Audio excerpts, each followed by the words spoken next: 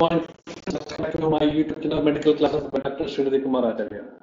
Please don't forget to subscribe to my channel and also please you can also visit the playlist. Thank you. Now, my dear friends, today onwards we will start with another series of lectures, and the topic is muscular dystrophy. We know that muscular dystrophy is one of the most common problems that we encounter in the OPD. And as far as Ayurveda treatment is concerned, it is also very important to know that what best medicine and management protocol we can provide for a patient of muscular dystrophy as he is visiting the Ayurvedic doctor as a last hope. So anyway, so we will discuss the matter. First, we'll take up a case, and through the case, we'll try to understand the problem. Let us take the patient name as XYZ. He is aged about 14 years. Year is very important, and also male. The gender is also important, and he is from UP. And presently, the child is studying in 8th standard. Right-handedness child. Informant is father and child himself. What are the main complaints of this baby or child? The difficulty in sitting up position since the age of last 10 years. Last 10 years, the child is having difficulty in standing up from the sitting position. Okay. Another important complaint is difficulty in raising the arm above the shoulder level. He is not able to raise the arm above the shoulder level, like in case of Kunding and all. So he is not able to do that since last 8 years. So these are the two main complaints. One is he is having problem to raise up from the sitting down position. Another one is he is not able to lift the hand above the level of the shoulder. Almost all these two problems are there since last 8 to 10 years. Okay, let us look into the present history. So in the present history, patient was apparently normal 4 years back. According to the parents, the child was apparently normal 4 years back. Then he used to play with the other kids and siblings normally. Up to 4 or 5 years, he is able to play with the other kids normally and also with the siblings. Then his parents noticed that he is having difficulty in getting up from the sitting position and also squatting position. From the squatting positions and as well as from the sitting position, when he is like get up or raise up, so there he is facing problem. He is not able to normally get up. Okay, normally able to get up because there is some problem with the anti-gravity muscles. Then it was insidious onset and gradually progressive. Parents notice that it is gradually progressive as the day passes, and onset is also not acute, rather it is an insidious onset. So initially he used to take the help of the parents to get up from the floor. So in those time, in the beginning part, what he used to do is he used to take the help of the wall or some table or chair to hold up, and then he used to get up, or even sometimes the parents. And later the parents noticed that he used to use the arms to get up. अपना दोनों हाथ को जो है ऐसी जमीन में ऐसे लगा के उठने का कोशिश कर रहा है. So he used to use the arms to get up. Later the parents noticed that he was using the arms to climb up the legs in attempting to get from the floor. ठीक है, तो पहले जो है अपना हाथ को जमीन में ऐसे दबा के उसके बाद उठने का कोशिश करता था, और उसके बाद अपना हाथ को जो है अपना घुटने पर रखता था, उसके बाद स्ट्रेट होने का कोशिश करता था. So this is what exactly the parents noticed. However, there is no pain and diurnal variations in the weakness. उसको weakness था, he has got the weakness in the muscles, especially in the lower limb muscles initially.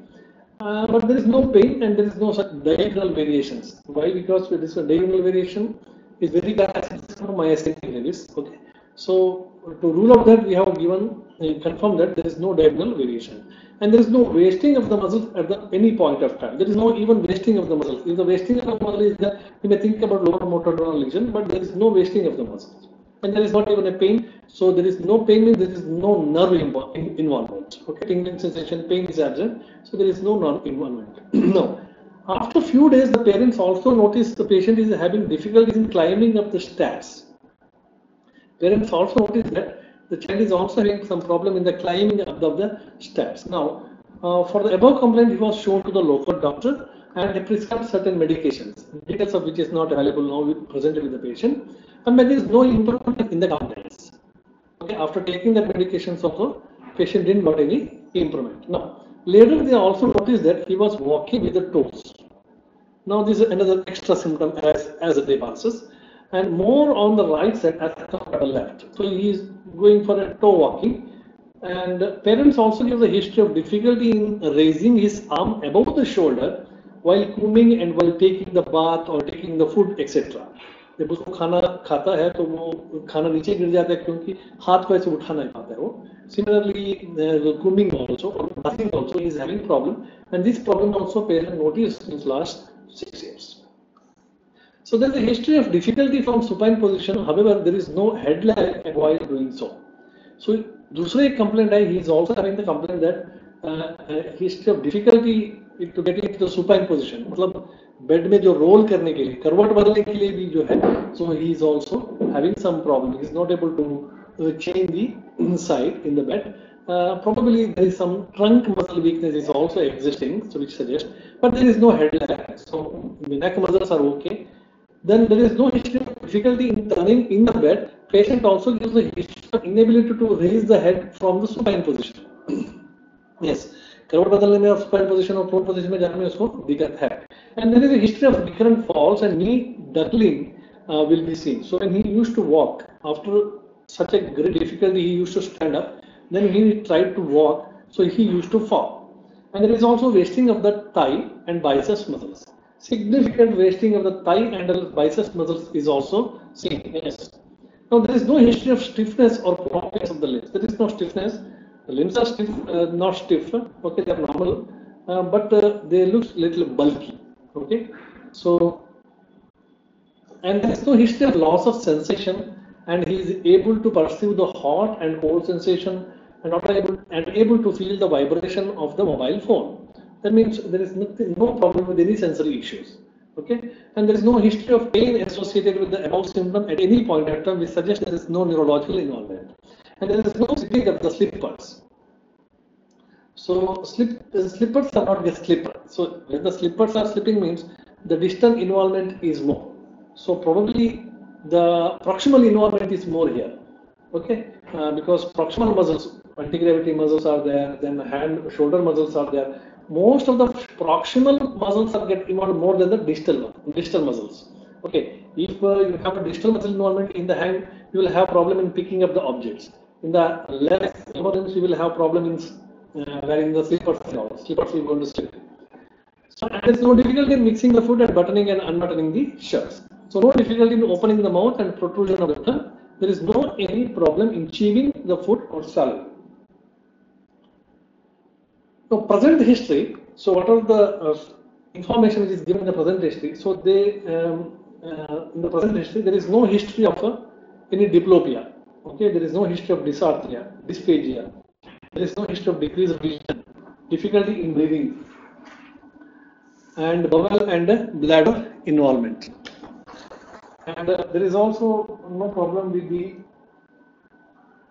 naming of the objects, seizures, or swaying on one side while walking. And there is not even a history of tremors. So all these things are considered under points are considered under the negative. All these points are considered under the negative history, and we need to rectify later while task that we will do. Now come to the past history. There is no past history of any hypertension, diabetes mellitus, asthma, or tuberculosis, etc. Talking about the birth history, he is born out of non-consanguineous marriage, a normal full-term baby, vaginal delivery, home delivery, normal growth and development up to 4 years. So milestones are attained normally. So when the patient is normal up to 4 years, so it is not a congenital myopathy. Now see, यहाँ पे what they are having is up to 4 years the child is normal. Now although it looks like a myopathy, as the child is normal up to 4 years, there is no question of congenital myopathy. If it would have been a congenital myopathy, by birth itself child will have the problem in lifting, standing, sitting and all. But here up to 4 years child was normally playing like any other kid, so it's not comes under the category of congenital myopathy. Myopathies are many types. Okay, acquired myopathies, congenital myopathies. So here this particular birth history itself excludes congenital myopathies. Okay, so it is occurred much later, although inherited, which is expressed later. Maybe an inherited problem which is expressed in the later part of the life, but it's not a congenital myopathy type. Now, family history. In the last 3 generations, this is the first case. In the last 3 generations, this is the first case. The parents are normal. parents are normal. For normal parents, such a child is delivered. Okay, so unaffected parents giving rise to an affected child. So that is one of the classical presentation in case of recessive trait of disorders. Okay, so if you learn the how to read the pedigree, then you come to know that unaffected parents or mutant parents. So they are giving rise to a child with this particular problem, disease. So that is always rescue of a recessive trait. If affected parents giving rise to affected child, that is a dominant trait. The dominant trait. Even sometimes it may be seen in case of mitochondrial inheritance. Otherwise, normally is dominant trait because dominant trait will not skip the generation. So when only one, now in the last three generation, this is the first case, and other three siblings are female. Okay, there are four kids, other three are female. Only male is there in the family, and he is affected. Now again, the male is affected. So when only male is affected, mostly we always think about X-linked recessive disorders. The first point suggests that first point gives a clue that it is a recessive disorders. Second part in the family history gives confirmation of it is X-linked because although there are three females, none of them are affected, only males are affected. That is the classical nature of X-linked recessive disorder. X-linked disorder because X-linked recessive trait mostly predominantly males are affected than the female. Okay, so it may be autosomal dominant or it may be X-linked dominant. But we know that dominant means it will not copy. It will always there in the generation. It will not skip the generation. But in this case, the last three generations, everybody is normal. That means the disease is skipping the generation. So this looks like a X-linked recessive disorder. And then I come to the examination part. There is tongue hypertrophy is seen, hypothyroidism is there, amyloidosis is there, and Down syndrome and acromegaly. These are some of the conditions where tongue hypertrophy may be seen. Okay, so tongue hypertrophy is there in this baby, but other conditions also normally we get tongue hypertrophy. For example, in hypothyroidism, protruder tongue with the hypertrophy, macrogranthia, so will be seen. Amyloidosis-like condition, there also the tongue hypertrophy will be seen. Down syndrome also to some extent tongue hypertrophy will be there. Acromegaly, definitely there will be tongue hypertrophy. So in this case also tongue hypertrophy. But tongue hypertrophy, is it really a hypertrophy or some other dystrophies that we need to identify? Okay. Another symptom which is seen here, presentation which is seen here on examination is winging of the scapula. Weakness of the trapezius muscle or the serratus anterior muscle may lead to winging of the scapula. Okay, and this is also classically seen in case of many dystrophies, and even it can be seen in case of the atrophies. Okay, spinal muscular atrophy also, SMA also we can find such type of presentation. But any other condition related to lower motor neuron lesion where there is a injury to the long thoracic nerve may also lead to winging of the scapula. We need to differentiate. But in this patient, we have got a winging of scapula.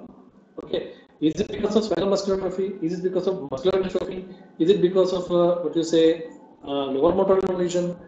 So that we need to differentiate. No. That scars is also seen. Increased arch of the foot is seen. Increased arch of the foot is also seen in Friedreich's ataxia. Okay, Friedreich's ataxia, vitamin B12 deficiency, again, genetic problem. Leading to, that means a genetic problem where the supporting called frexatin. So its deficiency leads to failure of absorption of vitamin B12. Vitamin B12 is very important for the nerve growth, and as a result, there will be ataxia because of absence of myelination of the sensory tracts. Now, cranial nerves, when we examine, especially look into the optic nerve atrophy in degenerative disorders and retinitis pigmentosa. That means in cranial nerve, when we examine, there is some sort of optic nerve atrophy symptoms are there. But again, optic nerve atrophy may be because of various reasons that we will see. Motor system, we have to see, and the power is 3 by 5 in all the directions. So this is in general the examination point of this particular child. Now let us have the discussion in the first possibility. Okay, so based on the history, it is suggestive of disease of the muscle. Is it very clear? Child is having weakness. Myopathy and neuropathy we have to differentiate. Neuropathy always the distalmost areas are more affected and there will be pain, tingling sensation, etc. Whereas in muscular dystrophy, muscle or myopathies, mostly the proximal muscles are getting involved and there is no pain, tingling sensation, atrophy, etc. This is number one. Number two, this is a chronic progressive disease. Yes, definitely the child is having the problem since last 10 or 8 years. This is a chronic disease. Okay. Again, it's not only the chronic disease, chronic progressive disease, because the percentage, the symptoms are going increasing as the day passes. So there's a difference between chronic static and chronic progressive. Chronic static means exactly the cerebral palsy is a chronic static disorder. Okay. So one time injury was there and later on there is no much injury. That's all, fixed. But in so many degenerative disorders and metabolic disorders, we will have chronic progressive. As it passes, the symptoms are going increasing. So this is chronic progressive disease. So it is symmetrical and involve only the motor system. Another part that we have to note in this particular case is it is symmetrical involvement on the both the lower limbs are get affected, both the upper limbs are get affected, and predominantly it is a motor system because there is no sensory involvement at all. Pain is there, not there, sensations are normal, everything is normal. So there is no involvement of the sensory system. So superficially we come to know these 3 points. This is a disease of the muscular system. Okay, this is a chronic progressive disease. And this is a symmetrical disease where there is no involvement of sensory system, only motor system is get affected. Now, what are the things to be considered? First possibility, muscle disease. Suppose if you think this is a muscle disease, because I am going step by step to understand the muscular dystrophy. Okay, we are not only focusing on muscular dystrophies, actually how to understand the muscular dystrophy. The patient comes to you, and what is the diagnostic approach? So that we are discussing. Now, first possibility is muscle disease. So how to go with muscle disease? What are the different facets that we have to explore? So that we will see in the next class. Thank you very much. In the next class, don't forget to subscribe to my channel and also comments. Thank you.